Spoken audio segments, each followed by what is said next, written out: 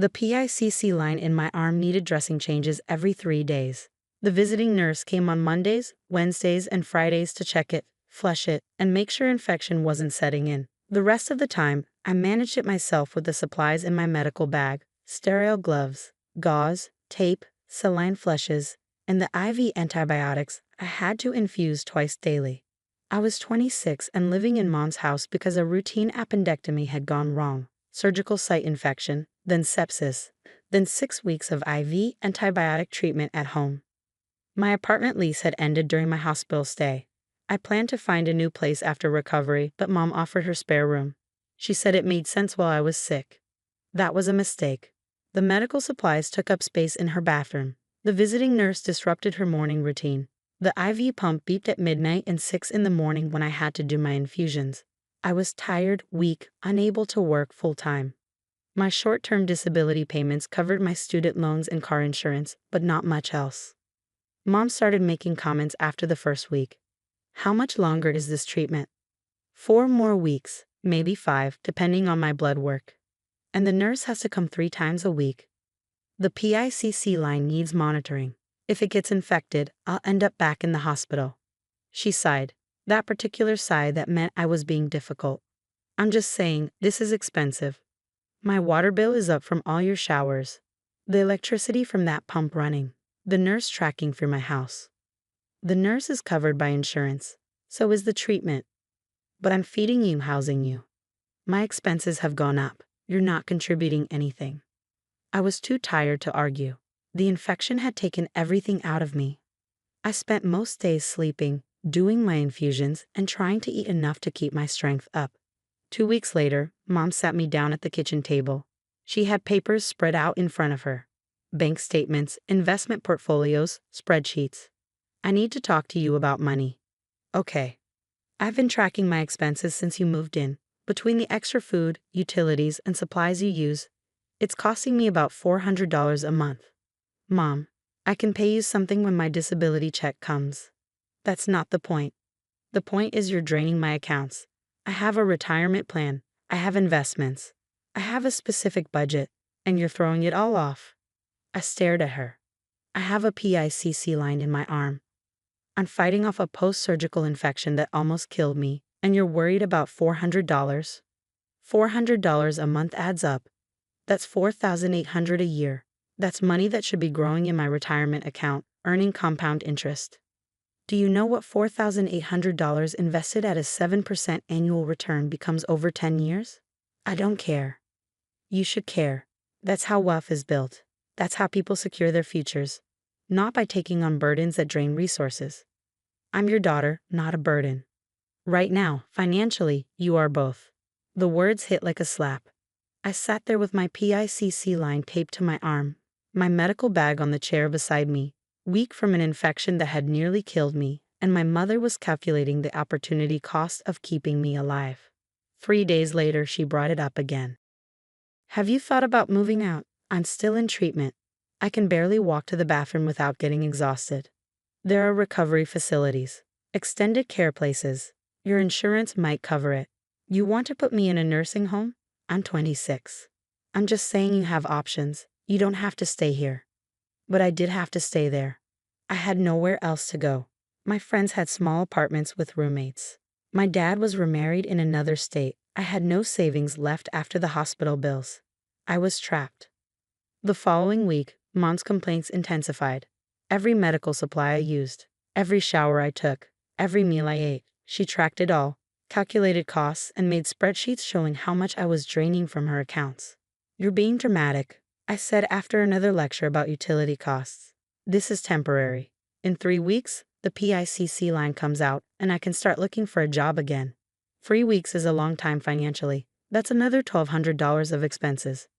Do you know what I could do with $1,200? I could increase my investment in that tech stock I've been watching. I could max out my Roth IRA contribution for the month. I could be dead. Don't be dramatic. You're fine. You're recovering. You just need to be more considerate of the financial impact your presence has. The eviction came 2 weeks before my treatment was scheduled to end. Mom came into my room at 8 in the morning. I was still in bed, exhausted from a rough night. The infection was finally clearing, but recovery was slow. We need to talk. Can it wait? I feel terrible. No, it can't wait. I've made a decision. You need to move out. Today. I sat up, the room spinning slightly. What? This arrangement isn't working. You're draining my accounts. My stress levels are through the roof. My financial advisor said I need to cut unnecessary expenses. You're an unnecessary expense. I'm your daughter. You're a 26-year-old adult who needs to take responsibility for herself. I've provided housing for 2 months. That's generous. But I can't keep subsidizing your medical situation. You need to find somewhere else to go. I have a PICC line. I have 2 more weeks of antibiotics. I have a visiting nurse coming. You can redirect the nurse to wherever you end up. Take your medical bag and your supplies and figure it out. I need my space back. I need my routine back. I need to stop hemorrhaging money. You're throwing me out during medical treatment.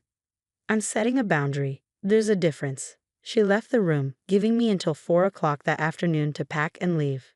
I called everyone I knew. My friend Maria said I could crash on her couch for a few days until I figured something out. I packed my clothes, my medical supplies, my IV antibiotics that needed refrigeration, my infusion pump, everything I needed to survive the next 2 weeks. Mom watched me load my car. I struggled with the medical bag, my arms weak, the PICC line pulling uncomfortably. She stood in the doorway, arms crossed. You're draining my accounts. She snapped when I dropped the bag and had to catch my breath. You've been nothing but a financial burden. I drove to Maria's apartment and cried in her bathroom while doing my evening antibiotic infusion. But I survived. Maria let me stay on her couch for 2 weeks. The PICC line came out. The infection cleared.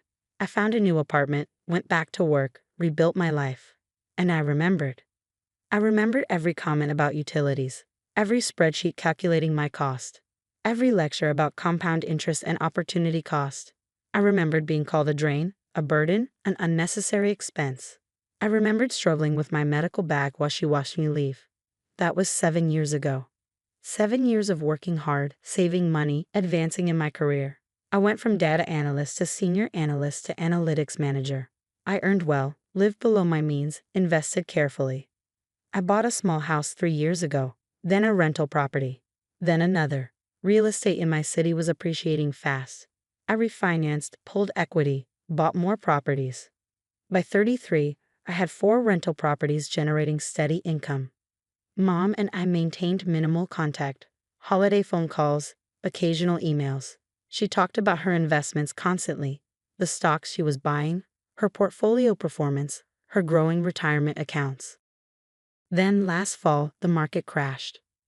Not a big, catastrophic crash, a sector-specific one. Tech stocks plummeted. The company's mom had been heavily invested and lost 60, 70, even 80% of their value. Her portfolio, which she bragged about for years, evaporated.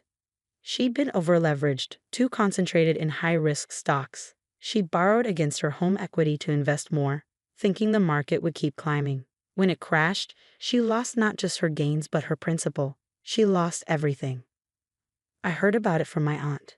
Your mother's in trouble. She lost most of her money in the market. She's facing foreclosure on her house. She's been calling everyone in the family asking for loans. I didn't call her. She called me, left a voicemail. Hi, sweetheart, it's Mom. I need to talk to you about something important. Call me back. I deleted it. She called again the next day. It's Mom again. I really need to talk to you. It's urgent. Please call back. I deleted that one too. The voicemails kept coming, one every day, sometimes 2. Her voice grew more desperate each time. I need help with my mortgage payment. The bank is threatening foreclosure. I don't know who else to turn to. Please, I'm your mother. I need you.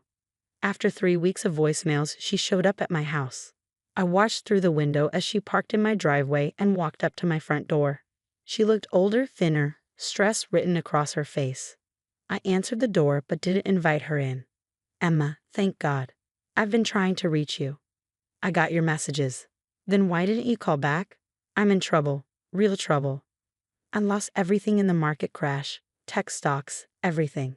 I'm 3 months behind on my mortgage. The bank is starting foreclosure proceedings. I need help. How much help? I need $8,000 to catch up on the mortgage. Then I need about $2,000 a month going forward until I can get back on my feet. My retirement accounts are gone. My savings are gone. I have nothing left. I stood in the doorway of the house I owned, looking at the mother who'd thrown me out during medical treatment because I was draining her accounts.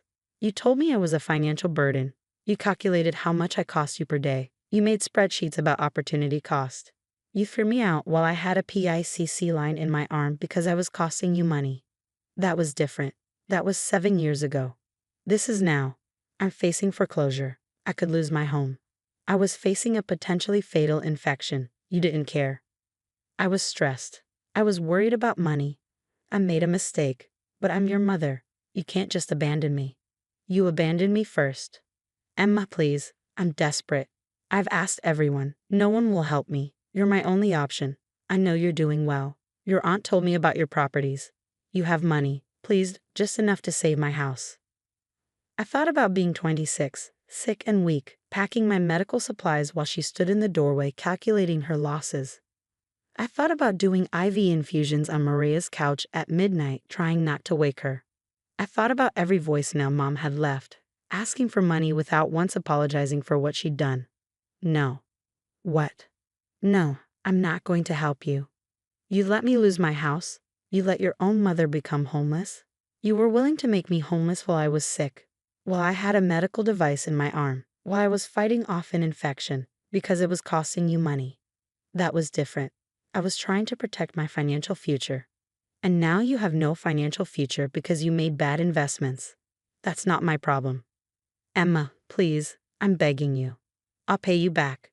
Once I get back on my feet, I'll pay back every penny. You couldn't even let me stay 2 weeks without making spreadsheets about how much I cost. Why would I give you thousands of dollars? Because I'm your mother. You were my mother 7 years ago, too. It didn't stop you from throwing me out during medical treatment. She started crying. I made a mistake. I was wrong. I should have supported you. I should have put you first. But I can't change the past. I can only ask for help now. And I can only remember the past. That's what guides my decision now. So you're going to let me lose everything? You let me struggle with a medical bag while you calculated opportunity costs. You called me a drain on your accounts while I was fighting off an infection. You prioritized compound interest over your daughter's health. Those were your choices. These are the consequences. Emma, please, I'll do anything. I'll apologize. I'll admit I was wrong. I was terrible to you. I was selfish and cruel, and I should have been there for you. Is that what you want to hear? Because it's true. I was wrong. Please, just help me. The apology was real. I could hear it in her voice, see it in her face. She meant it. But meaning it now didn't change what she'd done then. It didn't change the fear I felt being thrown out while sick. It didn't change the nights on Maria's couch wondering if the infection would come back. It didn't change the knowledge that my own mother had valued money over my life. I'm not giving you money, I said. But I'll give you information. There are emergency assistance programs through the county, food banks, housing assistance for seniors. You can apply for all of those. There are also debt counselors who work with people facing foreclosure. I'll send you some contacts. That's not enough. I need money now.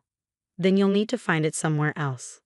Emma, you're my daughter. You're supposed to help me. I was your daughter 7 years ago. You didn't help me. I closed the door.